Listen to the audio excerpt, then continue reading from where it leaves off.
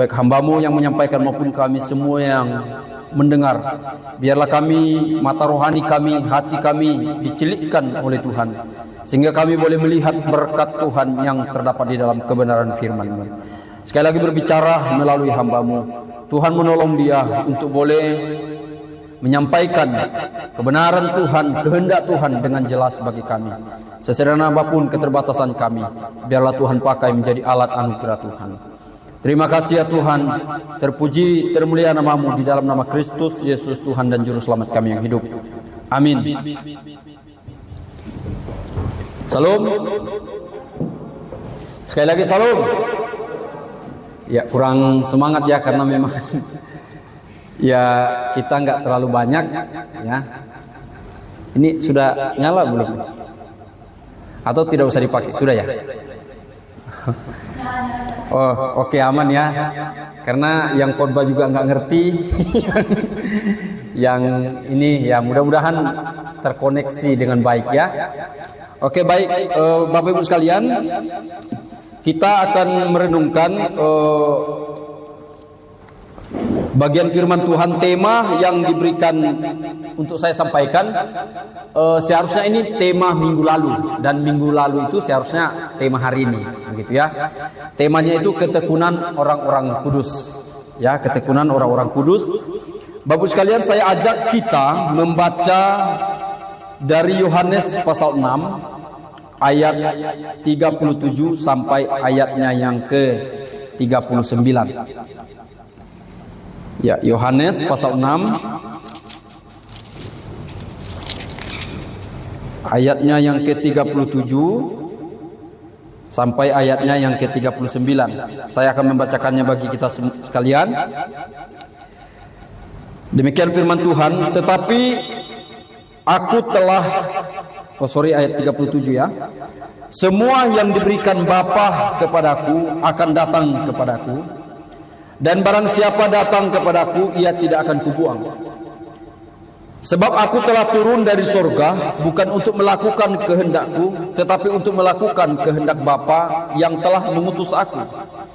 Dan inilah kehendak Dia yang telah mengutus aku, yaitu supaya dari semua yang telah diberikannya kepadaku, jangan ada yang hilang, tetapi supaya kubangkitkan pada akhir zaman.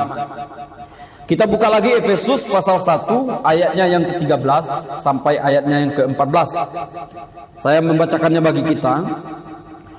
Di dalam Dia kamu juga, karena kamu telah mendengar firman kebenaran, yaitu Injil keselamatanmu. Di dalam Dia kamu juga, ketika kamu percaya, dimeteraikan dengan Roh Kudus yang dijanjikannya itu. Dan Roh Kudus itu adalah jaminan bagian kita sampai kita memperoleh seluruhnya, yaitu penebusan yang menjadikan kita milik Allah untuk memuji kemuliaannya. Bapak sekalian, sekali lagi tema kita adalah ketekunan orang-orang kudus. Kalau kita membaca dalam Efesus pasal 1, saya membacakannya bagi kita. Sebab di dalam Dia Allah telah memilih kita sebelum dunia dijadikan, supaya kita kudus dan tak bercacat di hadapannya. Bapak Ibu sekalian, ketika Allah memilih kita, ya, ketika Allah memilih kita, ketika Allah memanggil kita sebelum dunia dijadikan dari kekekalan itu, tidak hanya Dia memanggil kita, tidak hanya Dia menetapkan kita menjadi orang-orang percaya, begitu ya. Tentu ketekunan orang-orang kudus merujuk kepada orang-orang yang telah dipanggil, orang-orang yang telah dipilih, ditentukan. Kemudian orang-orang yang demikian itu boleh percaya dan mengalami kelahiran baru, sehingga mereka disebut sebagai orang-orang kudus. Dan ketika kita sadar bahwa kita ditentukan oleh Allah dari sebelumnya, tidak hanya sekedar kita dipilih dan diselamatkan, Bapak sekalian, tetapi juga kita ditentukannya untuk boleh hidup menjadi serupa dengan Dia, boleh hidup kudus. Ya, bukankah bagian daripada sifat karakter yang dibagikan oleh Sang Pencipta itu kepada kita, yaitu bagian apa? Hidup kudus, hidup penuh kasih, begitu ya. Hal-hal itu yang dibagikan. Jadi pertanyaan Bapak sekalian, ketika kita ditunjuk pada orang-orang kudus ini siapa? Yaitu adalah orang-orang yang telah mengalami kelahiran baru di dalam karya Roh Kudus. Sehingga kita menjadi orang-orang yang percaya Bapak sekalian. Ketika kita berbicara ketekunan orang-orang kudus, ya, ketekunan orang-orang kudus, maka di situ Bapak sekalian yang paling akan kita soroti yaitu adalah ajaran tentang sekali selamat tetap selamat. Ya, sekali selamat tetap selamat. Bagaimana orang-orang kudus ini boleh bertekun, ya, sampai akhir. Dan persoalan bertekun sampai akhir merupakan suatu topik tentunya yang sangat penting Bapak sekalian. Bayangkan ketika kita dikatakan sudah percaya, bahkan kita sangat meyakini bahwa kita ketika mati, begitu ya, ketika kita meninggal, kita langsung bersama Bapa di surga. Kan itu yang kita sering dengar. Dan bayangkan Bapak-Ibu sekalian, sekali selamat tetap selamat itu akhirnya tidak menjadi sesuatu yang real, begitu ya. Akhirnya kita tidak bertekun sampai akhir, ya. Kita tidak sampai kepada endingnya. Sangat menyedihkan sekali Bapak sekalian, ya. Sangat menyedihkan ketika konsep ini tidak kita pahami Bapak sekalian. Ini salah satu ajaran Alkitab, salah khususnya ajaran Reform ini sangat kuat sekali. Bahkan kalau kita bisa melihat di dalam tulip, begitu ya. Salah satu bagian tulip itu yaitu adalah Perseverance of Saints, begitu ya. Ketekunan orang-orang kudus, Bapak sekalian. Dan bagaimana kita bertekun? Bagaimana kita boleh meyakini bahwa kita boleh sampai selamat sampai akhir, Bapak sekalian. Tentu yang mau kita lihat di sini Bapak sekalian, perlu kita pahami bahwa pemilihan kita, ketekunan kita bukan berdasarkan perbuatan kita, bukan berdasarkan kelakuan baik kita, bukan berdasarkan apa yang kita lakukan, begitu. Tetapi perlu kita sadari yang pertama itu adalah kita harus melihat bahwa pemilihan terlebih utama itu adalah dari Allah. Kemudian Allah memilih kita. Lalu Allah memberikan kita kepada anak. Jadi konsep ini juga harus kita pahami Bapak sekalian. Pertama kita ditentukan oleh sang Bapa itu. Kemudian Bapa itu memberikan kita kepada anak. Sehingga inilah melalui Kristus kita boleh menerima yang namanya hidup kekal itu Bapak sekalian. Ya, kita boleh menerima, ya, kita boleh mengalami. Bahwa penting kita pahami di sini Bapak sekalian, apa yang Yesus katakan tentang bagaimana ya mereka atau kita yang telah diberikan oleh Bapa kepada Yesus itu, ya, apakah kita yang sudah diberikan oleh Bapa itu kepada Yesus itu kehilangan keselamatan kita? Yang tadi kita sudah bahas perihal sekali selamat tetap selamat. Bapak sekalian, kita perlu melihat, ya, seandainya kita melihat begitu ya, seandainya kita tidak meyakini begitu, maka kita harus juga melihat dari sisi ini Bapak sekalian. Pertama, Yesus mengatakan bahwa secara moral dan rohani kan kita rusak, kita mati rohani di hadapan Tuhan. Nah, maka orang yang mati rohani Bapak sekalian, orang yang sudah terpisah dengan Allah, terputus relasinya dengan Allah, tidak bisa melakukan apa-apa, itu apakah mungkin seseorang itu datang kepada Kristus tanpa ditarik langsung oleh Bapa? Nah, itu yang perlu kita pertanyakan kan. Ya, sehingga pertanyaan ini harus kita pahami. Apakah mungkin orang yang sudah mati di dalam dosanya bisa datang kepada Yesus itu tanpa ditarik oleh Bapa itu sendiri, gitu ya. Itu yang pertama Bapak sekalian. Yang kedua, Yesus mengatakan bahwa tidak mungkin seorang yang ditarik oleh Bapa tidak datang kepadanya. Ya, tadi yang pertama, tidak mungkin orang yang sudah mati rohani itu datang kepada Yesus. Kedua, orang yang sudah ditarik oleh Bapa itu tidak mungkin tidak datang kepada Yesus. Di dalam Yohanes pasal 6 ayat 37. Kemudian Bapak sekalian, selanjutnya kita bisa melihat mustahil bagi manusia untuk datang kepada Yesus tanpa Bapa menarik kita, menarik manusia datang kepada Kristus. Yang ketiga Bapak sekalian, kita bisa melihat manusia yang diberikan Bapa kepada Yesus tidak mungkin akan ditolak oleh Yesus dan binasa. Inilah juga kita bisa melihat Bapak sekalian, bahwa ternyata kita bisa bertekun, ya. Orang-orang kudus itu bisa bertekun sampai akhir karena karya daripada Allah Tritunggal itu, Bapak sekalian. Karena karya Allah yang Bapa itu boleh menarik kita kepada Yesus. Bukan karena perbuatan baik kita, bukan karena keinginan kita, karena jelas dikatakan bahwa kita mati secara rohani.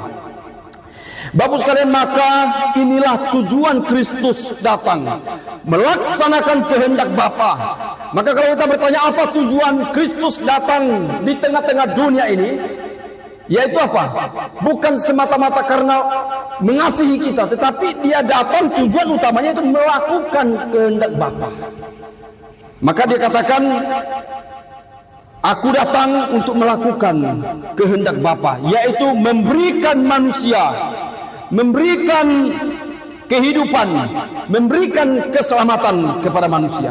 Bapak sekalian, kalau kita membaca 1 Petrus 1 ayat 4 sampai 5. Ayat 4 berbunyi demikian, untuk menerima suatu bagian yang tidak dapat binasa, yang tidak dapat cemar, dan yang tidak dapat layu, yang tersimpan di sorga bagi kamu, yaitu kamu yang telah dipelihara dalam kekuatan Allah karena imanmu, sementara kamu menantikan keselamatan yang telah tersedia untuk dinyatakan pada akhir zaman. Jadi jelas Bapak sekalian, kita melihat di dalam 1 Petrus ini dikatakan bahwa ketika iman kita sampai hari ini, bahkan sampai ending perjalanan hidup kita, ketika kita masih beriman kepada Tuhan, itu dikatakan bahwa karena ada yang memelihara, yaitu Allah Bapa, kekuatan Allah Bapa yang memelihara. Jadi bukan karena kekuatan kita. Jadi Bapak sekalian, jelas sekali bahwa ketekunan orang-orang kudus, ya, itu bukan merujuk kepada perbuatan baik manusia, kekudusan manusia itu sendiri, bukan. Tetapi yang perlu kita ketahui, yang pertama Bapak sekalian, ketekunan orang-orang kudus, yaitu kita perlu melihat yang pertama adalah ketekunan Allah itu sendiri, Bapak sekalian. Jadi ketekunan orang-orang kudus itu tidak hanya berbicara, nanti bisa kita melihat bagaimana manusia juga berpartisipasi di dalamnya. Tapi yang paling utama adalah ketekunan Tuhan itu sendiri. Bapak Ibu sekalian, kita sudah melihat tadi, sepintas kita bahas di pendahuluan, bahwa ternyata Allah yang menarik kita. Ya, Bapak sekalian, yang pertama adalah ketekunan Tuhan. Sebab sesungguhnya ketekunan orang-orang kudus itu sangat bergantung sepenuhnya kepada ketekunan Allah. Bapak sekalian, kita sangat sulit sekali untuk kita tekun kepada Allah. Tanpa Allah itu bertekun kepada kita, maka kita berbicara ketekunan orang-orang kudus itu, kita tidak bisa melepaskan daripada ketekunan Allah itu sendiri. Karena Allah bertekun dalam kasih-Nya terhadap kita, terhadap gerejanya, maka gereja bertekun dalam kasih-Nya terhadap Tuhan. Ketekunan orang-orang kudus dapat dibandingkan dengan pemeliharaan Allah. Di dalam semesta, Tuhan tidak hanya menciptakan, Bapak sekalian, menyediakan segala yang kita perlu, menyediakan segala isi dunia yang sudah diciptakan dari yang tidak ada menjadi ada itu. Tetapi kita tahu juga bahwa Allah menciptakan dan memelihara alam semesta. Demikian juga Bapak sekalian, kita yakini bahwa ini juga berlaku di dalam kehidupan kita, dalam rohani kita, bahwa Tuhan tidak hanya menciptakan kita, ya, menciptabarukan kita, kita memiliki kehidupan yang baru, tetapi Tuhan juga memelihara, menghidupkan kita secara rohani, Bapak sekalian. Jadi ketika Dia menarik kita, ya, Roh Kudusnya diberikan kepada kita, lalu kita bisa boleh hidup, Bapak sekalian, boleh hidup di hadapan Tuhan. Jadi ketekunan Allah yang terus-menerus itulah yang menjadi dasar ketekunan orang-orang kudus. Manusia kita, Bapak sekalian, dipelihara oleh Tuhan, dijaga agar tidak ada yang merebut dari tangan Tuhan. Tadi kita sudah membaca Bapak sekalian di dalam bacaan kita. Kita lihat di dalam Yohanes 10, 28 ayat 29. Dan aku memberikan hidup yang kekal kepada mereka, dan mereka pasti tidak binasa sampai selama-lamanya, dan seorang pun tidak akan merebut mereka dari tanganku. Ya, di dalam Yohanes pasal 10 ayat 29. Bapakku yang memberikan mereka kepadaku lebih besar dari apapun, dari siapapun, dan seorang pun tidak merebut mereka dari tangan Bapa. Bapak sekalian, sesungguhnya ketekunan kita, upaya-upaya yang kita lakukan itu sangat bergantung sepenuhnya pada ketekunan Tuhan itu sendiri. Bapak sekalian, jika benar bahwa manusia, iman manusia itu dasarnya berasal dari dirinya sendiri dan bukan dari Tuhan, maka manusia itu, Bapak sekalian, sudah rusak, dan sangat mungkin manusia itu mudah untuk berubah, ya, tidak bertekun, Bapak sekalian, mudah tidak dipercaya, tetapi bahkan mungkin sekali untuk menolak Yesus itu di waktu-waktu yang akan datang. Bapak sekalian, ini yang membuat kita boleh melihat bahwa kita sampai saat ini masih percaya kepada Tuhan, masih beriman kepada Tuhan. Itu karena Tuhan tekun memelihara iman kita. Karena iman itu berasal dari Tuhan kepada manusia, bukan dari manusia kepada Tuhan. Karena manusia itu sangat mudah berubah. Sewaktu-waktu, Bapak sekalian, kekecewaan itu meruntuhkan ketekunan kita. Sewaktu-waktu kesusahan itu merubah kasih kita kepada Tuhan. Keadaan itu merubah sangat gampang sekali, Bapak sekalian. Sehingga Bapak sekalian, kita percaya mungkin hari ini kita bisa mengaku beribadah kepada Tuhan, tapi besok belum ada yang tahu, Bapak sekalian. Kita mudah sekali untuk digombang-ambingkan. Kita mudah sekali emosinya berubah, Bapak sekalian, ya. Kadang ya ada sedikit hal-hal yang keras menimpa kita. Tuhan izinkan sedikit hal-hal yang berat begitu, ya, kita lantas berubah, Bapak sekalian. Kita mudah berubah. Kita mudah meninggalkan Tuhan. Kadang kita juga pelin-pelan, Bapak sekalian, ya. Ya, di satu sisi, ya, kadang-kadang kita bisa mengasihi Tuhan, nanti kadang-kadang kita bisa berbalik membenci Tuhan, ya. Sangat bisa juga dipahami dalam teori Arminian, Bapak sekalian, yang berkata bahwa sebagai manusia, ya, bahwa manusia itu kapanpun bisa murtad, Bapak sekalian. Ini sangat-sangat menjadikan, Bapak sekalian, ketika kita pahami ketekunan kita itu ada pada diri kita, ada pada kekuatan kita, iman kita ada pada diri kita, sangat tidak mungkin, Bapak sekalian. Namun Bapak sekalian, kita menyadari bahwa iman itu bukanlah pemberian manusia kepada Tuhan, melainkan pemberian Tuhan kepada manusia, pemberian Tuhan kepada kita. Maka dengan ini, Bapak sekalian, kita sadar bahwa manusia tidak akan pernah kehilangan imannya. Hal ini bahwa kita dapat mengandalkan Tuhan. Dia adalah Tuhan yang tidak berubah. Dia adalah Tuhan yang tidak pelin-pelan. Dia adalah Tuhan yang tidak berubah secara emosional, mungkin karena keadaannya dan lain-lain. Bukankah kita tahu, Bapak sekalian, kita dikasihinya dengan kasih yang unconditional love, begitu, ya.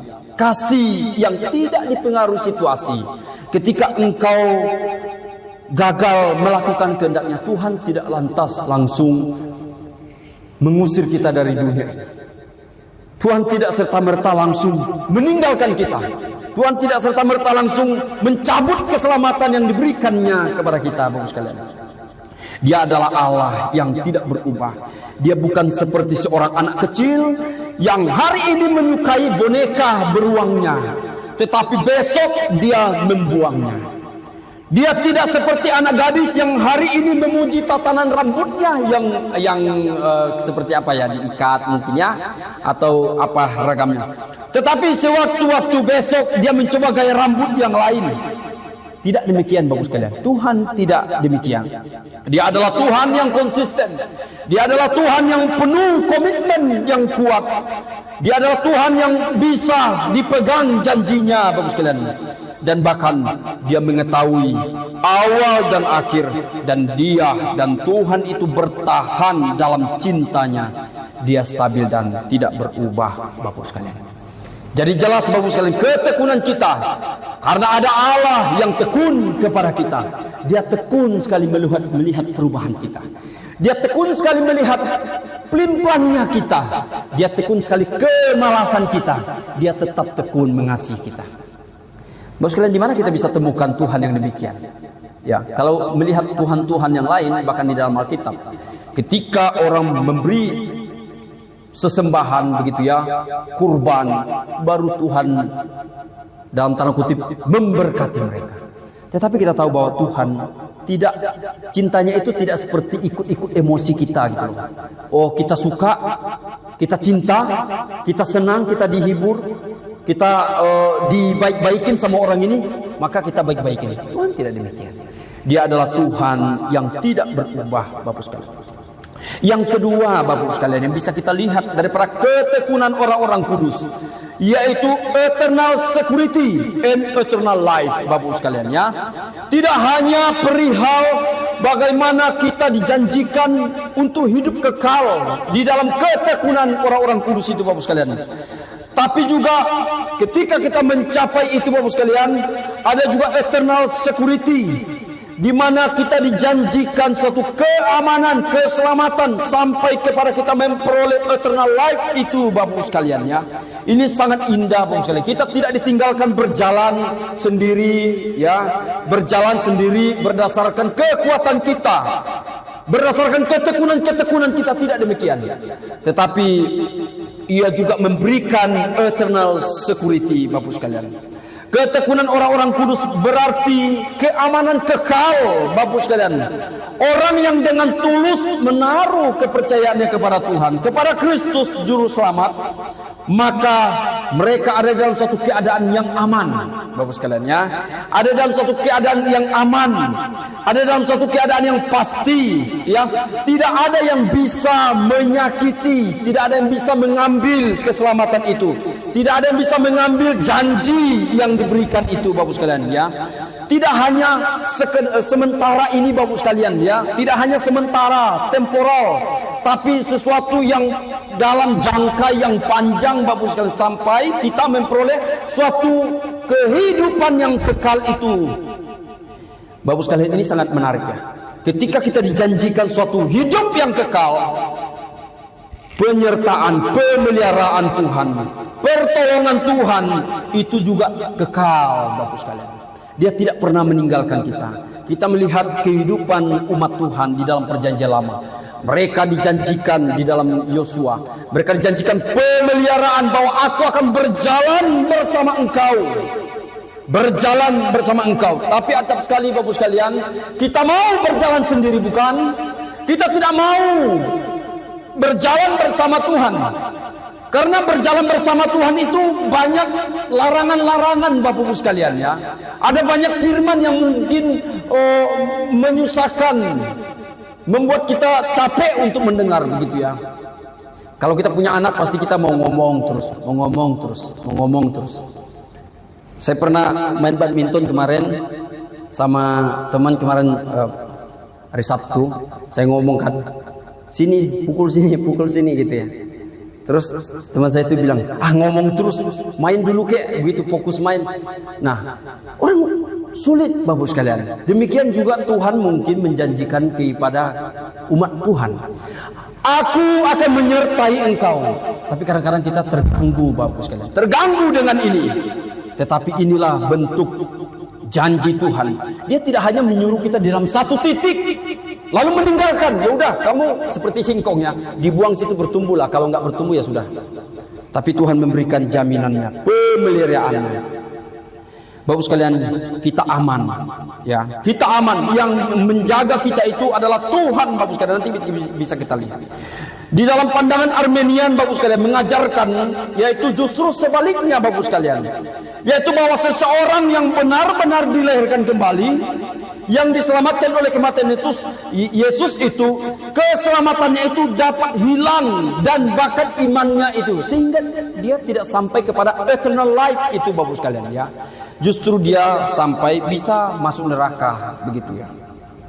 Kemudian selanjutnya Armenian juga meyakini, Bapak sekalian, bahwa orang percaya, ya, orang percaya itu bisa percaya, bisa tidak, bisa masuk, bisa keluar, ya, bisa diselamatkan hari ini, besok bisa tidak diselamatkan, tergantung bagaimana kehidupan orang-orang tersebut, kehidupan dia bertekun atau tidak. Ya, sangat miris sekali Bapak sekalian, ya. Ketika kita sudah mengikut Tuhan, begitu ya, kita sudah melayani Tuhan, kita sudah memberikan banyak untuk pekerjaan Tuhan, tiba-tiba di akhir hidup kita, tahu-taunya kita melakukan dosa, begitu ya, melakukan dosa. Masih ada utang yang belum kita bayar, begitu ya.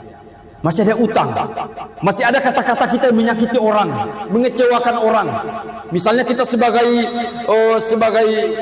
pengusaha, begitu ya, konsumen kita, langganan kita, masih ada kecewa dengan kita karena kita melukai dia atau bahkan menipu dia, begitu ya. Ini di mana kita bisa diselamatkan? Tidak ada jaminan, Bapak sekalian. Tetapi bersyukur keselamatan kita, ketekunan kita tidak didasarkan dengan cara yang demikian. Ya, pemilihan Allah berarti bahwa Allah telah memilih kita, memilih beberapa orang dari kekekalan untuk diselamatkan, dan Dia telah menetapkan suatu keselamatan yang pasti bahwa kita akan masuk ke surga bersama-sama dengan Dia. Dalam Roma 8 ayat 29 Bapak sekalian mengatakan bahwa mereka yang telah ditentukannya sebelumnya oleh Allah, yakni yang dikasihinya juga telah Ia ditentukannya sebelumnya untuk masuk suatu tempat surga, dan mereka yang telah ditetapkan sebelumnya juga dipanggil, dibenarkan dan dimuliakan. Jadi ada cara Tuhan, Bapak sekalian. Ada cara Tuhan untuk boleh ketika orang itu sudah ditentukan, ya, dipilih, maka ada cara Tuhan bagaimana orang ini boleh dipanggil, bagaimana orang memperoleh pembenaran, dan bagaimana orang bertekun hingga nanti dimuliakan. Selanjutnya Paulus juga terus melanjutkan, Bapak sekalian, apapun yang dapat, tidak ada sesuatu apapun yang dapat memisahkan kita dari kasih Allah, sebab Tuhan memelihara apapun itu, ya, apapun itu Bapak sekalian, baik kekurangan, penderitaan, penganiayaan, itu tidak dapat memisahkan kita dari kasih Allah. Dalam Roma 8 ayat 38 sampai 39. Bapak sekalian, ada pandangan juga yang menolak perihal eternal security ini. Menolak keamanan kekal berarti beberapa orang yang datang kepada anak sebenarnya akan diusir, ya, akan ditolak, Bapak sekalian, ya. Kemudian menyangkal keamanan kekal atau eternal security itu berarti ketika Yesus berkata bahwa Ia akan membangkitkan, dan pada akhirnya semua orang yang diberikan Bapa kepadanya, itu Yesus itu sedang menyesatkan kita, membohongi kita, menipu kita, Bapak sekalian. Kalau seandainya eternal security itu tidak kita alami, Bapak sekalian, karena dari beberapa, ini sekali lagi Armenian mengatakan bahwa ada waktunya, ada masanya orang bisa murtad, orang bisa meninggalkan gereja ini, orang bisa berpindah keyakinan, orang bisa pindah konsep ketuhanan, orang yang dari Alkitab bisa apa aja, buku keagamaannya. Bapak sekalian, di dalam Yohanes 10, sekali lagi, domba-dombaku mendengarkan suaraku dan mengenal mereka, dan mereka mengikut aku. Dan aku memberikan hidup yang kekal kepada mereka, dan mereka pasti tidak akan binasa sampai selama-lamanya, dan seorang pun tidak merebut mereka dari tanganku. Bapak sekalian, Bapakku, ini kalimat Yesus ya, Bapakku yang memberikan mereka kepadaku lebih besar dari siapapun. Seorang pun tidak dapat merebut mereka dari tangan Bapa. Aku dan Bapa adalah satu. Bapak sekalian, Yesus mendasarkan keyakinannya akan keselamatan domba-dombanya.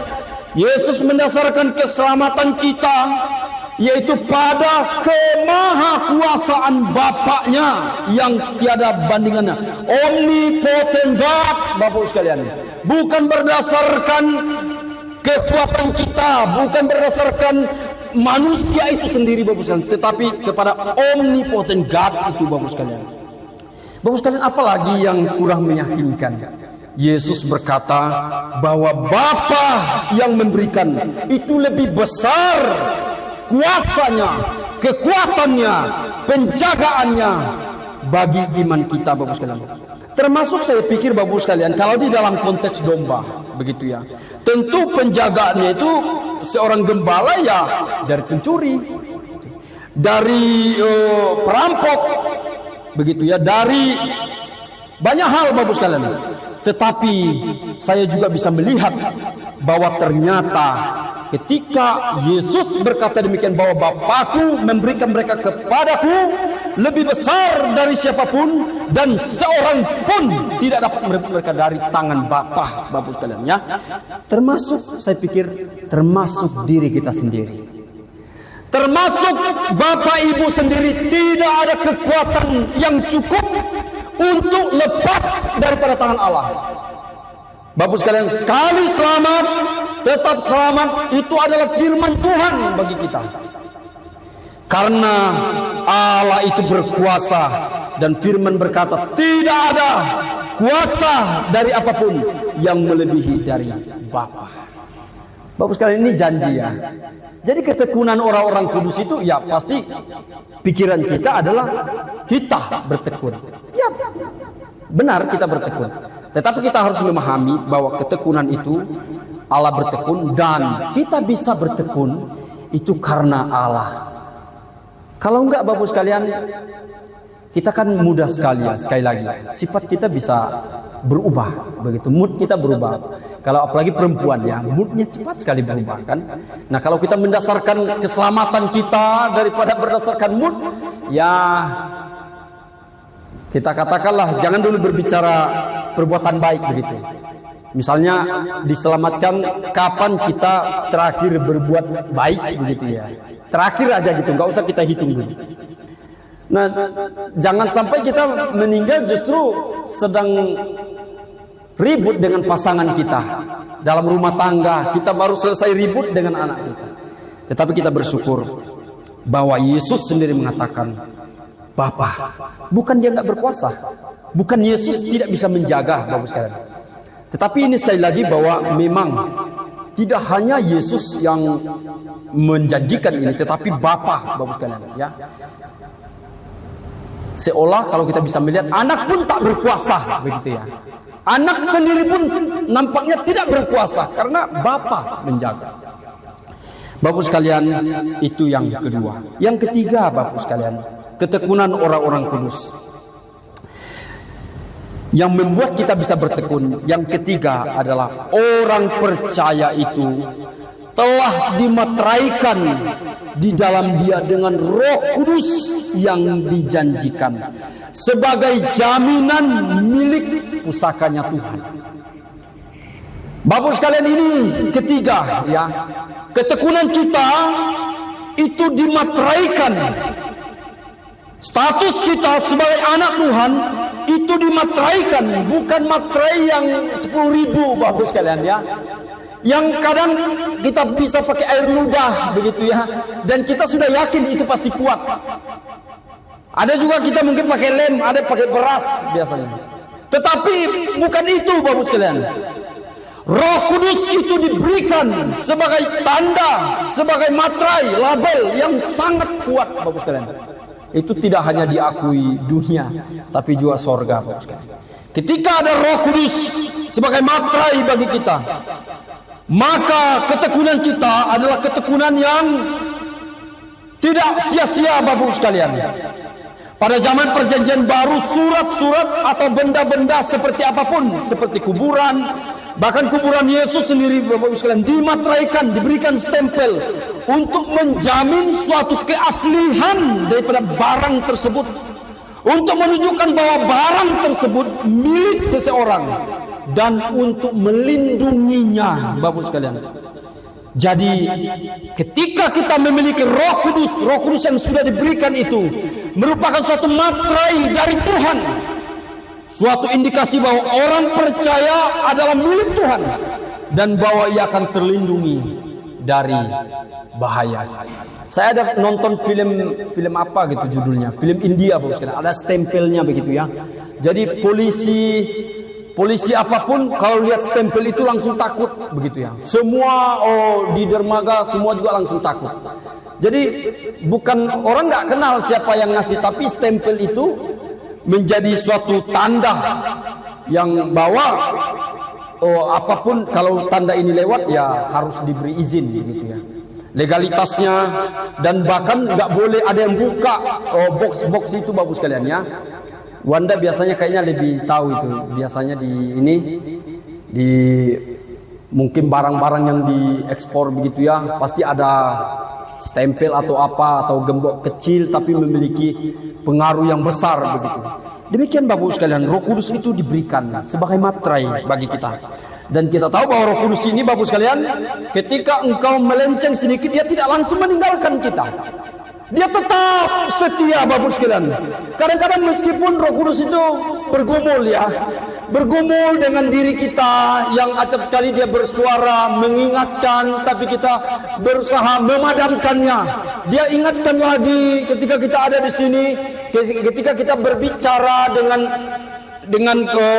konsumen kita, orang langganan, dia mengingatkan kita untuk berbicara dengan sopan, dia mengingatkan kita untuk berbicara jujur, tapi acap sekali kita terus mengingatkan. Roh Kudus tidak demikian, Bapak sekalian. Dia setia. Roh Kudus diberikan di dalam konteks perjanjian baru adalah Roh Kudus yang permanen, Bapak sekalian. Tidak pindah-pindah ya, tidak pindah-pindah berdasarkan mood. Inilah yang menjadi dasar kita bisa bertekun, Bapak sekalian, karena Roh Kudus itu setia mengingatkan kita ya. Dia setia di dalam pergumulan kita, dalam situasi keadaan kita. Bapak sekalian, di dalam Efesus kalau kita melihat, Paulus berkata bahwa pemeteraian atau penjagaan itu akan berlaku sampai hari penebusan, dan Roh Kudus adalah jaminan bahwa kita tidak akan pernah terhilang, Bapak Ibu sekalian. Ya. Yang terakhir, Bapak Ibu sekalian, yang keempat, ketekunan orang-orang kudus tidak hanya berbicara bahwa Allah yang bertekun, ya. Tidak hanya berbicara Roh Kudus itu dijadikan sebagai materai dalam perjalanan iman kita, tetapi juga kita bisa melihat, Bapak sekalian, bahwa ketekunan orang-orang kudus atau orang percaya itu ada dalam suatu dominion of sins, Bapak sekalian, ada suatu dominasi terhadap dosa. Jadi ketekunan orang-orang kudus itu bukan berbicara kehidupan yang bebas melakukan dosa, begitu ya, karena ada Allah, begitu ada ketekunan Allah yang mendominasi, tetapi juga manusia itu, Bapak sekalian, diajak bersama-sama kita mendominasi dosa.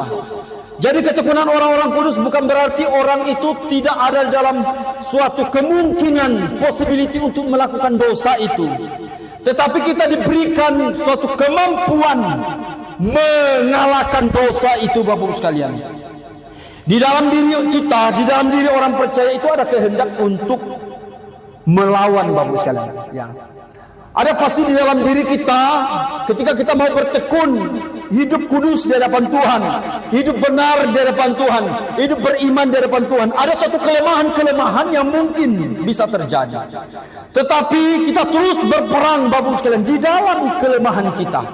Ya, itulah dikatakan bahwa orang-orang kudus, ketekunan orang-orang kudus bukan seperti yang dipahami orang-orang di dalam Katolik Roma, Santo Petrus dan santo-santo yang lain, bahwa mereka tidak berdosa, bahkan hanya mereka orang kudus, dan bahkan kekudusan mereka itu bisa ditransfer kepada umat Tuhan. Tidak demikian orang-orang ketekunan orang-orang kudus, Bapak. Ada suatu kemungkinan kita lemah, tetapi kita ada suatu kemampuan untuk melawan meski kita lemah. Bapak sekalian, jadi fakta bahwa di tengah-tengah dunia ini, di tengah-tengah kita bertekun untuk hidup suci di hadapan Tuhan, hidup kudus di hadapan Tuhan, kita masih berjuang melawan dosa, dan bahkan Bapak sekalian, kita bisa terjatuh, dan bukan berarti bahwa suatu hari nanti kita ditinggalkan Tuhan, dikuasai sepenuhnya oleh dosa. Tidak demikian Bapak sekalian. Paulus mengatakan dengan jelas, dosa tidak menguasai kamu lagi. Di dalam ketekunan-ketekunan yang kita lakukan Bapak sekalian, kemungkinan kita bisa jatuh, kemungkinan kelemahan itu terus ada, tetapi Tuhan tidak meninggalkan kita.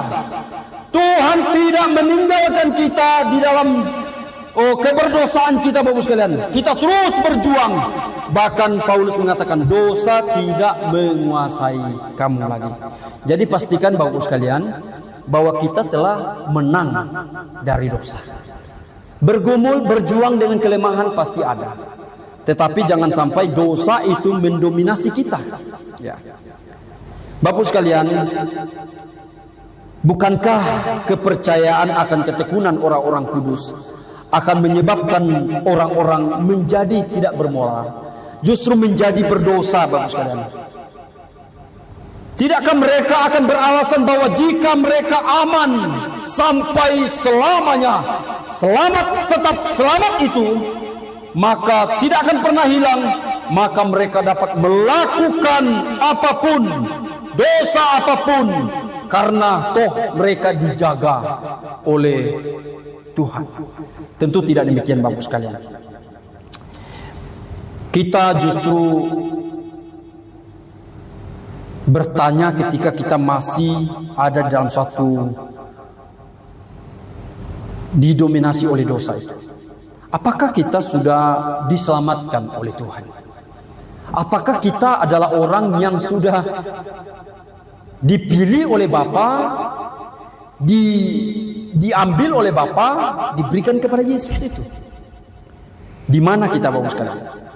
Bapak Ibu sekalian yang mengetahui bagaimana dirimu, apakah ada suatu perlawanan dosa di dalam dirimu? Bapak sekalian, ketekunan kita, ketekunan orang-orang kudus, berarti orang-orang kudus akan bertekun dalam imannya, situasi apapun, dalam bentuk apapun, sampai akhir hidupnya. Dan iman itu terdiri dari kesedihan, pertobatan akan dosa Bapak sekalian. Dan barang siapa yang tidak menyesali dosa-dosanya dan tidak menyerahkan dosa-dosanya itu kepada Tuhan Bapak sekalian, maka ia tidak pernah beriman dan tidak pernah diselamatkan. Bapak sekalian, silakan cek spiritual masing-masing. Di manakah Bapak sekalian? Apakah Bapak sekalian ini sedang bertekun untuk hidup kudus di hadapan Tuhan, atau sedang bertekun di dalam dosa-dosamu? Ketika seharusnya seorang Kristen sepenuhnya menyadari kebenaran Alkitab tentang ketekunan orang kudus itu Bapak sekalian, bahwa ia tidak condong seharusnya kepada kebejatan, tetapi justru kepada kekudusan. Ya, ketekunan orang kudus itu menuju kepada condong kepada hidup kudus Bapak sekalian. Karena apa? Dia mau berterima kasih kepada Tuhan. karena tetap menjaga dia, menjaga imannya tetap kepada Kristus. Dan cara yang terbaik yang bisa kita lakukan adalah menaati perintah Tuhan. Jelas Bapak sekalian. Sebagai bentuk terima kasih kita kepada Tuhan bahwa Ia telah menjaga kita. Ya, eternal life itu Bapak sekalian, eternal security itu telah diberikan kepada kita, dan Tuhan menjanjikan jaminan sampainya akhir hidup, bahkan sampai nanti kekekalan. Mari kita mensyukuri ini. Mari kita hidup tekun dalam iman kita Bapak sekalian, sebagai bentuk terima kasih kita bahwa Tuhan setia menjaga kita. Tuhan menolong kita di dalam bergumul. Tuhan tidak bekerja dengan cara pandang kita, dengan cara hidup kita yang sangat mudah berubah. Maka Bapak sekalian, mari kita menaati perintah Tuhan. Mari kita menjalankan kehendak Tuhan, sehingga kita terus bertekun hidup kudus di hadapan Tuhan, bertekun sampai akhir. Mari kita berdoa. Tuhan, terima kasih. Terima kasih untuk kasih-Mu, jaminan-Mu yang pasti ya Tuhan. Engkau menjanjikan keselamatan, Engkau memberikan keselamatan. Engkau pula yang terus memelihara iman kami yang masih terus bergumul ya Tuhan, jatuh bangun. Tetapi kami bersyukur, kami punya Allah yang begitu merasakan, bahkan hadir dan menjanjikan penyertaan terus menerus sampai nanti kami memperoleh janji Tuhan bagi kami.